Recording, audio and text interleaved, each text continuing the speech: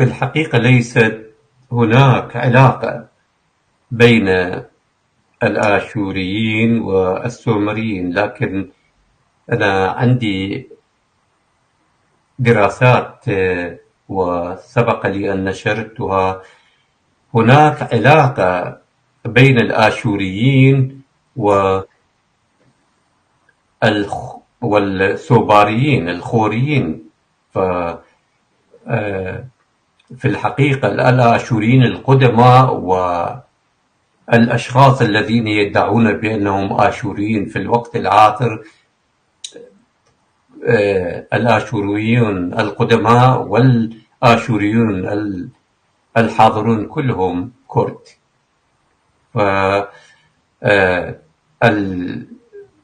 المملكة الآشورية بناها السوباريون، وحتى اسم الآشوريين جاء من اسم آسور، الإله السوباري، يعني اسم الآشوريين واسم مملكتهم اسم أسلاف الكرد السوباريين الخوريين. وأيضا لماذا أقول أكتب بالإنجليزية؟ حتى يعرف العالم تاريخ الصحيح للشعب الكردي. حتى مملكة آشور بناها السوباريون، وحكموا أكثر من 1000 سنة،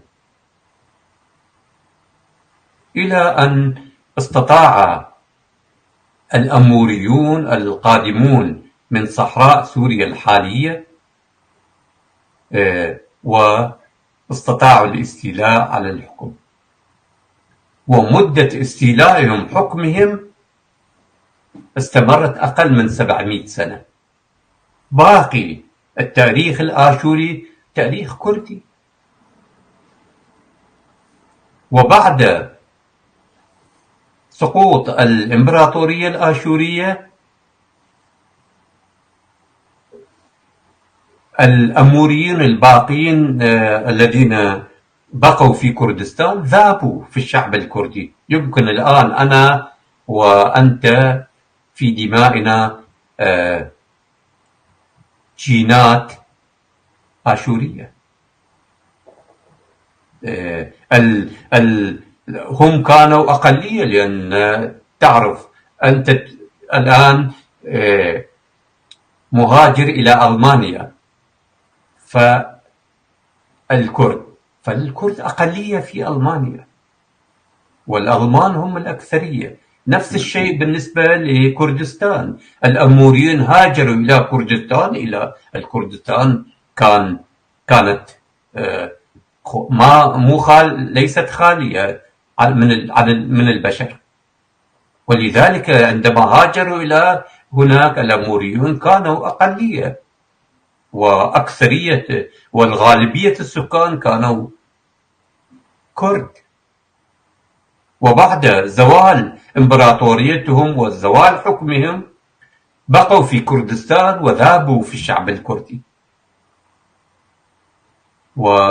ولذلك أما بالنسبة للآشوريين الحاليين الذين طبعا ليست لهم أي علاقة بالآشوريين القدماء، الآشوريون الحاليون هم نصاطرة مسيحيين من منطقة هكاري، جلبهم الإنجليز لقمع الثورات الكردية بعد الحرب العالمية الأولى.